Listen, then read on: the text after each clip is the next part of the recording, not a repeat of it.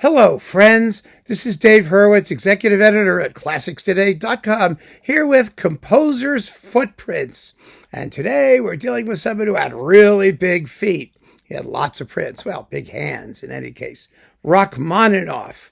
Now, some of you who really know Rachmaninoff will be saying, we know he was going to do Rachmaninoff because Rachmaninoff always quoted the Dies Irae plain chant in everything he did, which is true.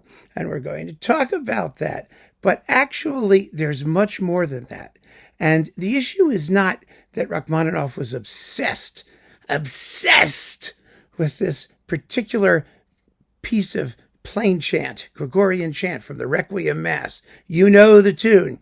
It's one of the most quoted tunes in all of Western civilization. It's most famous in the finale of Berlioz's Symphonie Fantastique. It means day of judgment, day of wrath, all hell's breaking loose, literally. Yes, that's the tune. And it's da da da da da da da da da da da da da da da da. Well, it goes like that, sort of. There are different versions of it. But the interesting thing about the way Rachmaninoff uses this tune, and that's where we're starting, by the way, because we've got to start with the most obvious point. No, really, is that he only really quotes the first four notes. Da, da, da, da. Sometimes he goes da, da, da, da. That's it. But he almost never goes farther than that. And the reason is because those four notes not only are the beginning of the Dies Irae, but they're the beginning of major percentage of the tunes that Rachmaninoff wrote subsequently that resemble the Dies Irae. They're like his accent, his general. Yeah, it's an accent almost. You hear these things all over the place, and because he focuses on just those first 4, 6, 7, or 8 notes, he can combine them in various ways with other things. And that gives his language extraordinary coherence. One of the things about romantic composers, and Rachmaninoff is one who really comes in for it in musicological circles, they say, well, they can't handle music in large forms. And Rachmaninoff sort of had a problem with music in large forms. I mean, his second symphony was often performed with cuts. The third piano concerto was performed with cuts. When you could take chunks of things and sort of throw them away, then that a composer is having an issue with form. But what Rachmaninoff didn't have a problem with was language, with consistency of language. He created a wholly personal idiom, which is something that romantic composers were particularly good at. And so even though there may be structural issues with some works, the actual language of music that they speak is of the most amazing coherence. More so than some composers who really were very, very zippy and clever when it came to form. I mean, Rachmaninoff always sounds like Rachmaninoff. And there are a lot of reasons for that, some others of which we will get to in a moment. But I want to get straight to the music so you can hear some of the fun stuff. So the Dies Irae, da, da, da, da, da, da, da. There are a couple of pieces where its appearance is really obvious, like in his tone poem, The Isle of the Dead. Well, that's a dead giveaway, isn't it? That we're going to have this tune from the Requiem Mass showing up in it. And so it does. But he also inserts it in many, many clever ways. One of the most clever is in the 10th variation of his Rhapsody on a Theme of Paganini. What Rachmaninoff noticed was that the second half of Paganini's theme, dum ba da da dum ba da da dum ba da da dum ba da da dum, if you just take the basic notes without sort of the little ones in between, dum dum dum dum, it's like, doesn't that resemble something we're familiar with?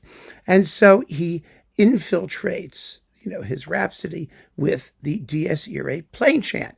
So here, in this particular lovely example, played by, who is it? Bernd Glemser with the Polish National Radio Symphony Orchestra under Antoni Witt on Naxos, we shall hear, these are all Naxos recordings because they let me use samples, thank God.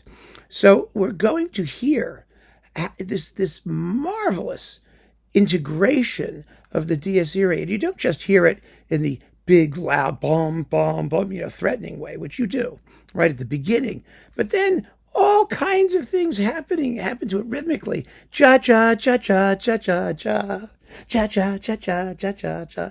It begins to dance, and then it becomes kind of ethereal. Do, do, do, do, do, do, do. You hear it all kinds of different ways, all of which outline Paganini's actual theme. Dum ba da da da dum ba da da da dum ba da da da dum bum bum. It's really amazing. It's a total work of genius, this piece. But let's give it a listen, and you'll hear exactly how the Dies Irae isn't just a quotation. It's an integral element of Rachmaninoff's musical language, and we're going to hear more of that too. So here you go.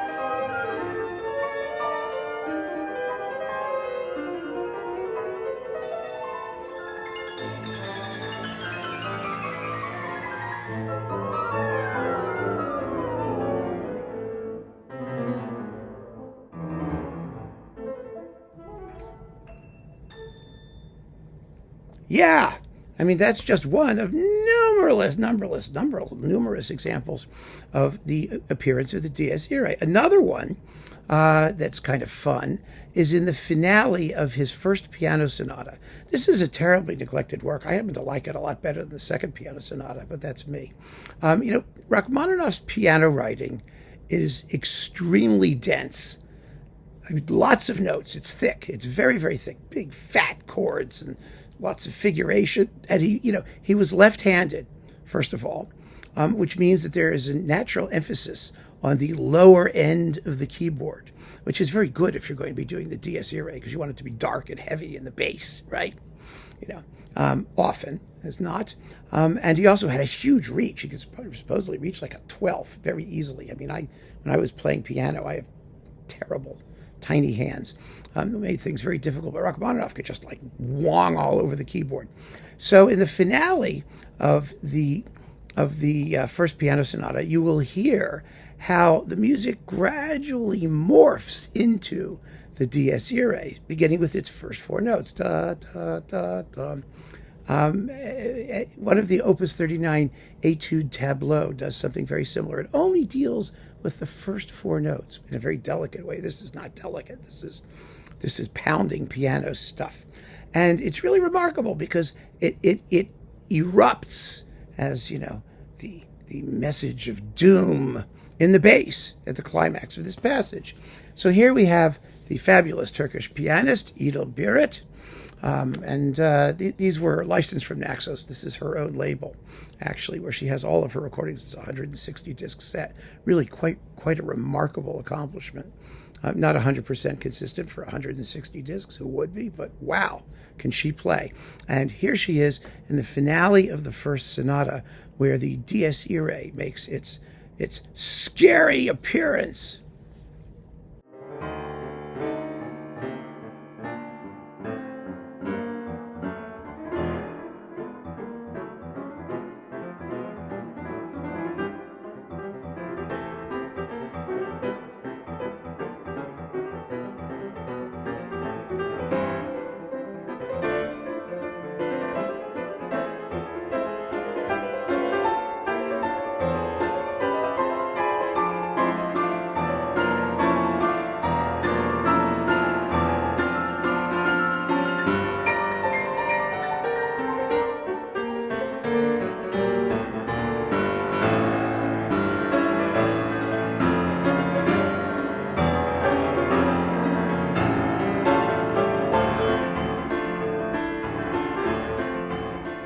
Did you hear that? How it gradually starts out with da, da, da, da, then finally in the bass, there it is. Yes, like the monolith in 2001 Space Odyssey.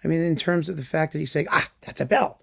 But if you know that he's obsessed with the sound of bells and you listen to his music, you will hear them permeate, what he does. I mean, one of the most powerful examples is one of his most popular pieces, the Prelude in C sharp minor, which I used to play. Oh, what fun that was. Oh my goodness. I even managed to do most of it.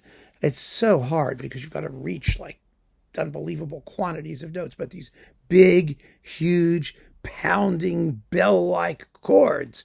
And here they are, again, played by Edel Barrett. Yeah.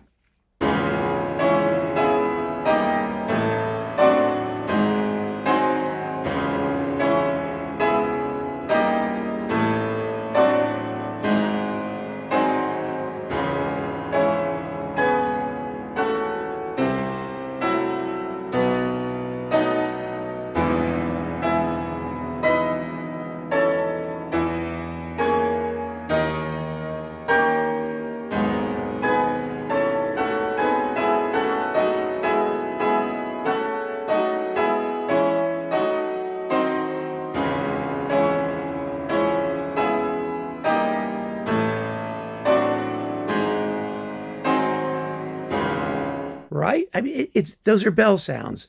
Bum, bum, bum, bum, bum. It's fabulous, powerful stuff. But yeah, I mean, those are bells. The next bell-like evocation is, what's this one? Let me see. The next one is, here's a combo. Here you get bells plus the Dies Irae, which really gives you, two for the price of one, your double dose of that liturgical flair. And here it's Leonard Slatkin to the St. Louis Symphony, again on Vox, in the central development section of Symphony No. 1. Now, the main tune of the first symphony, the first movement, is da, da, da, da, bum, bum, bum. Very similar to the Dies Irae. Da, da, da, da, da, da, da, bum, right? It's not exactly the same, but that's the point.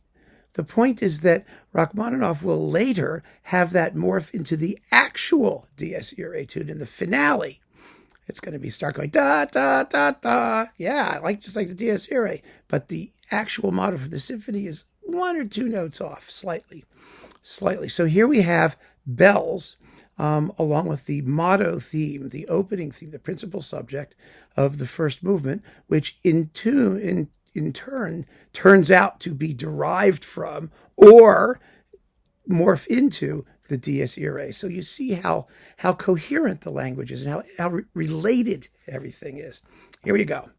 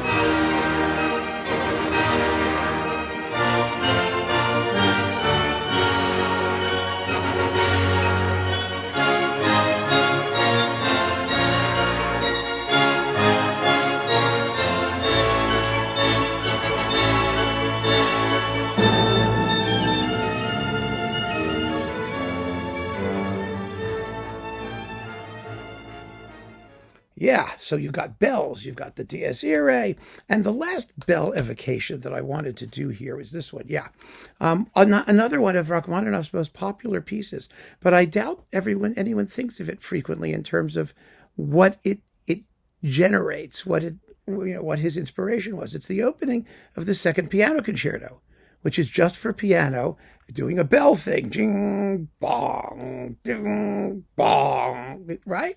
That's what it is. But I've told this to people, and I said, well, those are bells. And they go, oh,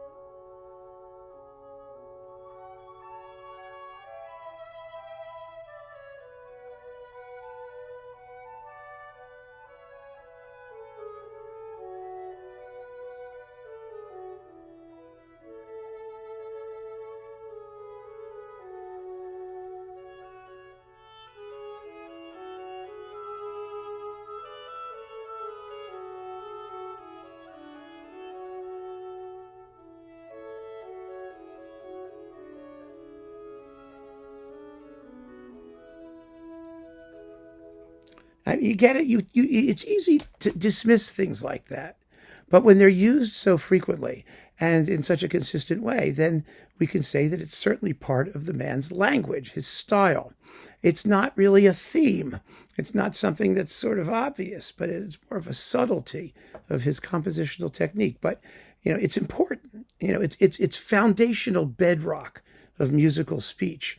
And and as with the four notes of the Dies Irae, this particular squiggle is infinitely malleable. He can do all kinds of things with it. And so to conclude our talk, I've got an example that gives you all three things that we've heard. We get bells, we get the Dies Irae, and we get the squiggle. But they're all transformed in a movement that you probably wouldn't think of any of those things happening, but they do. It's the scherzo, the second movement of Rachmaninoff's Second Symphony. Again, his most popular symphony, one of his most popular works. And the theme of the main theme of the scherzo on the horns, dum bum bum ba da da da da da da, is a Dies Irae analog. Forget the first note. Dum bum. If you just start at the top, bum bum ba bum. There you go. Bum bum bum ba dum. So the actual theme is in a different rhythm. The notes are broken up differently than they are in the actual Dies Irae, where they're all in the same. They're all similar. Da da da da. They all have the same value, the same length. So here he breaks them up, changes the rhythm, extends the melody on the bottom, adds a note at the beginning, but it's in there. And it's very clearly in there. Once you have the Dies Irae in your head, and you hear da da da da da da. So that's that. The answer is something on the glockenspiel, bells, orchestral bells. Dum bum bum bum ba-da-dum ba-da-dum do do do do do do bum bum bum ba-da-dum ba-da-dum. So you've got the bells, which pop up there in the sort of little transitional passage, and then when it ends, as it calms down, we have the clarinet leading the transition into the gorgeous lyrical theme. Da da da da da da da da da da da da da, and then the violins come in and we all just melt into a puddle. It's a wonderful example of all three of the things we've just heard. So let me get out my little, there we go. And here with Slatkin again in St. Louis, it is.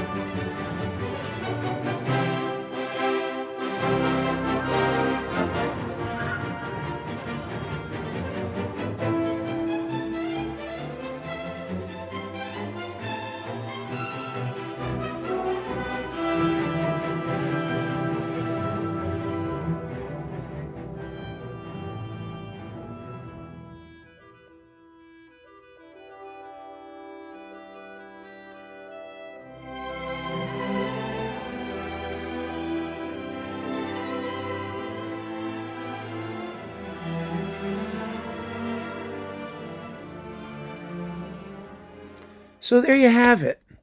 Three major footprints by Rachmaninoff. Of course, there's a fourth, which we've heard all along in these examples, the tunes. Those wonderful, sultry, melancholic, brooding, romantic, gushing Russian things. Soulful stuff. Absolutely marvelous. But the tunes sort of speak for themselves. I don't have to tell you that Rachmaninoff wrote tunes, do I? Just listen to his music now. These simple but extremely potent and interesting sort of footprints in mind. And I think it'll give you a whole new respect for Rachmaninoff's musical language. If you were one of those people who had no respect for it in the first place, shame on you. And for those of you who know it and love it, well, maybe you'll hear it in a slightly new light. So keep on listening, friends. Thanks so much for joining me. Take care.